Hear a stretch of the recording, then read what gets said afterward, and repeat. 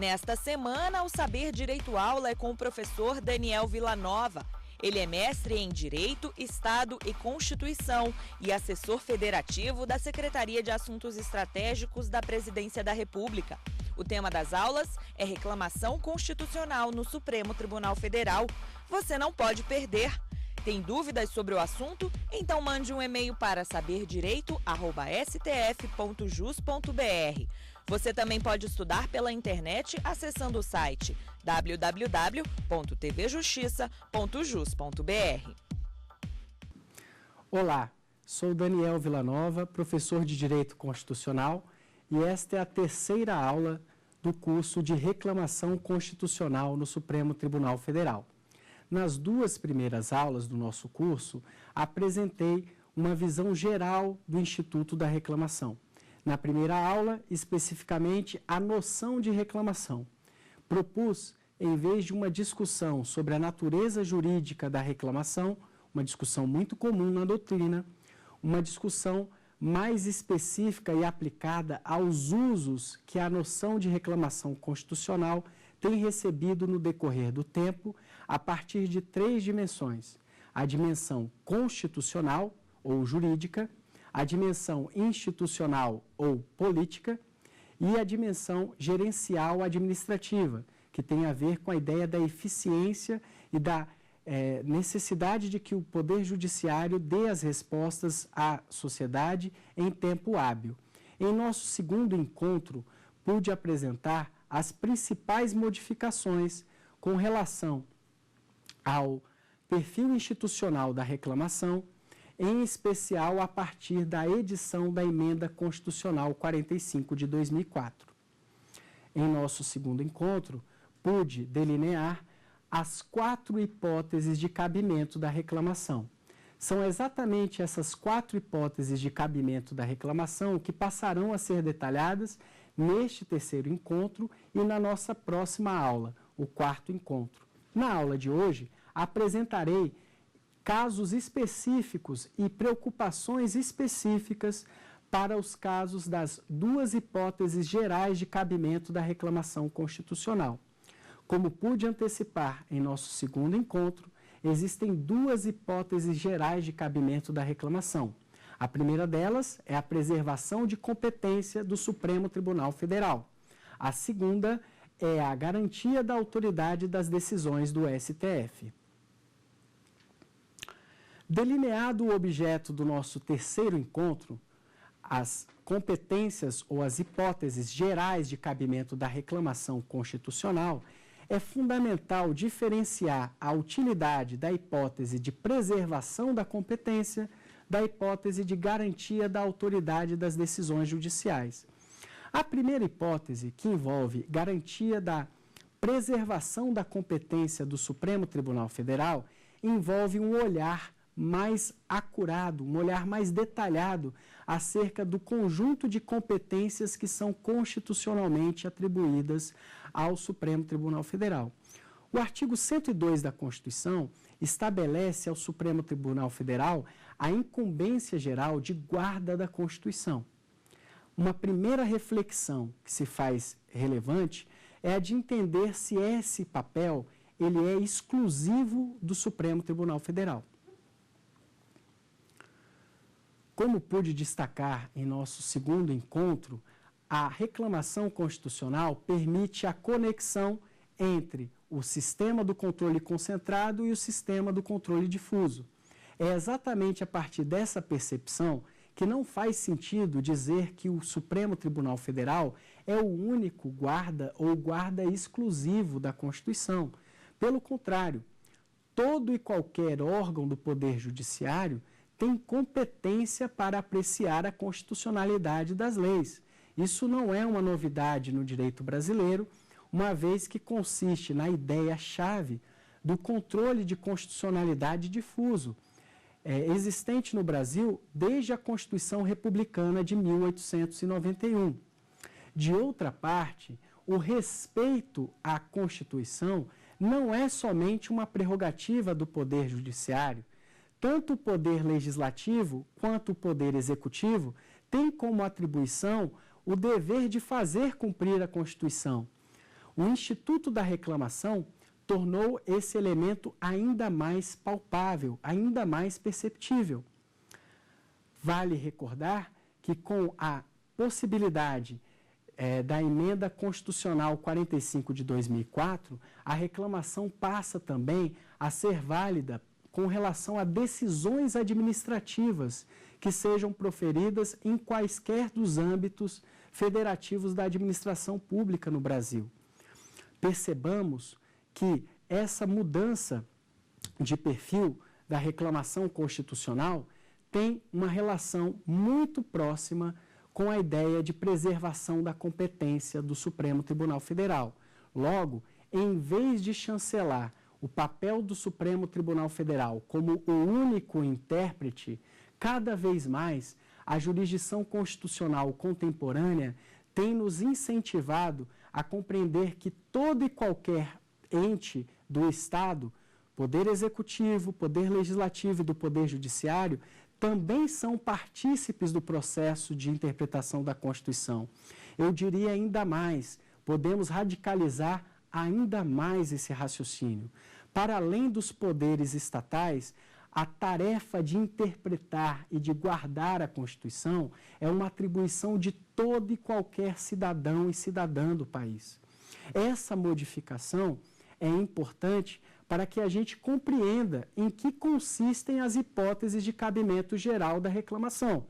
Logo, ao falar que ao STF compete a guarda da Constituição, como estabelece o artigo 102 caput da Constituição, é preciso esmiuçar as competências que estão previstas nesse dispositivo e, antes de tudo, compreender que aquelas atribuições e competências jurisdicionais, ou seja, somente judiciais, que estão previstas ao Supremo Tribunal Federal, não são exclusivas.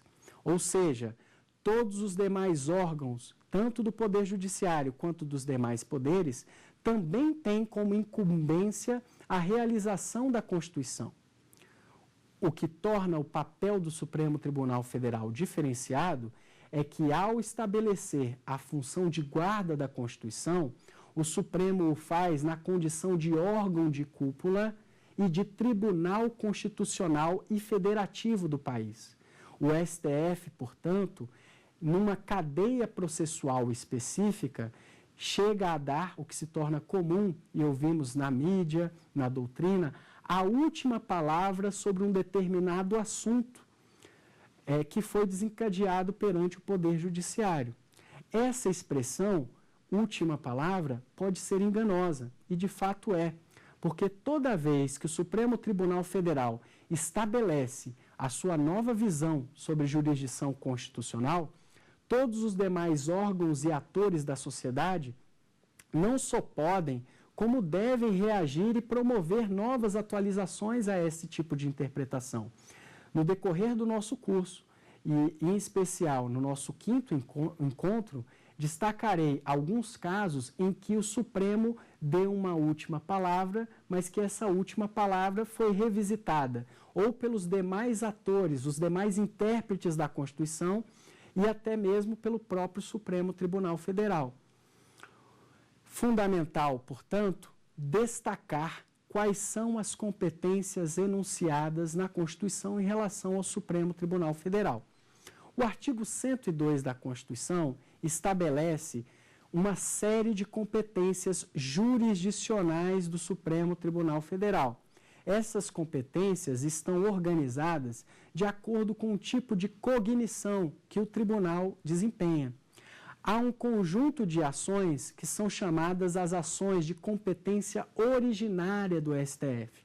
Essas hipóteses estão enunciadas no inciso 1º do artigo 102 da Constituição.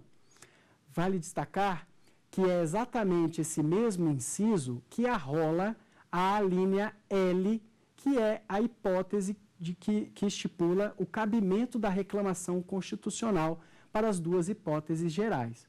Essas competências estão previstas, portanto, no artigo 102, inciso 1º, inciso 2º e inciso 3º. Enquanto o inciso 1º trata das competências originárias, os incisos 2º e 3º do artigo 102 da Constituição estabelecem as competências recursais do Supremo Tribunal Federal. Ocorre que essas competências recursais são desempenhadas em 2 níveis. Existe o nível recursal ordinário, que é quando o Supremo Tribunal Federal atua como se fosse um tribunal de apelação, uma corte de apelação, ou seja, um tribunal ou órgão jurisdicional colegiado que revisa um pronunciamento anterior realizado pelo Poder Judiciário. E existe também a hipótese do inciso 3º, que é a competência recursal extraordinária do Supremo Tribunal Federal.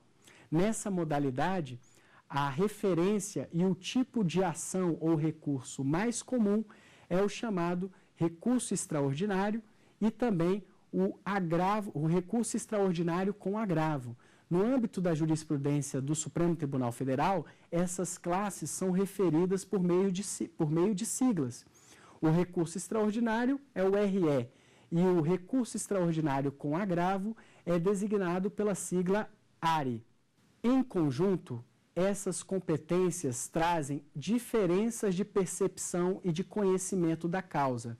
As competências originárias correspondem àquelas em que o Supremo Tribunal Federal, de modo privativo e ordinário, avalia pela primeira vez um assunto elencado pela Constituição como de sua competência. Essas hipóteses, que estão elencadas pelas inúmeras alíneas do artigo 102, inciso 1º, trazem um conjunto de competências, portanto, do Supremo Tribunal Federal que tem a ver com um primeiro pronunciamento jurisdicional do Poder Judiciário brasileiro.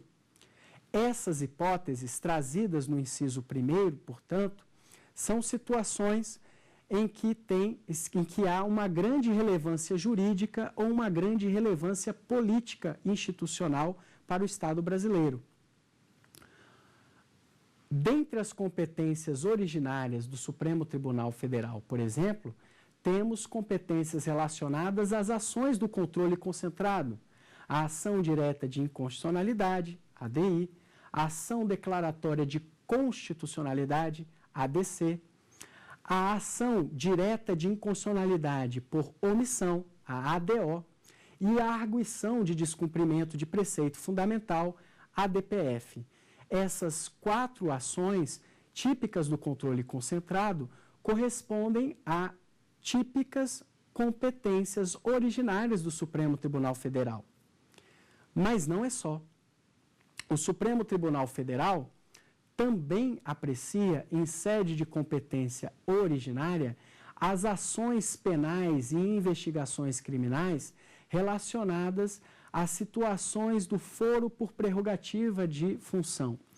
Essas situações, normalmente tratadas pela imprensa como foro privilegiado, não são privilégio algum. São, em verdade, um conjunto de atribuição de competências que a Constituição estabelece com relação a determinadas autoridades que, por estarem na cúpula dos respectivos poderes ou por desempenharem papéis representativos em relação às funções que desempenham no Estado brasileiro, possam ser julgados perante um tribunal colegiado de modo direto. O foro por prerrogativa de função envolve algumas reflexões que pretendo desenvolver na segunda parte desta aula de hoje, mas o interessante de destacar é que esta competência penal originária não é a única competência que o Supremo Tribunal Federal desempenha em sede originária. Há também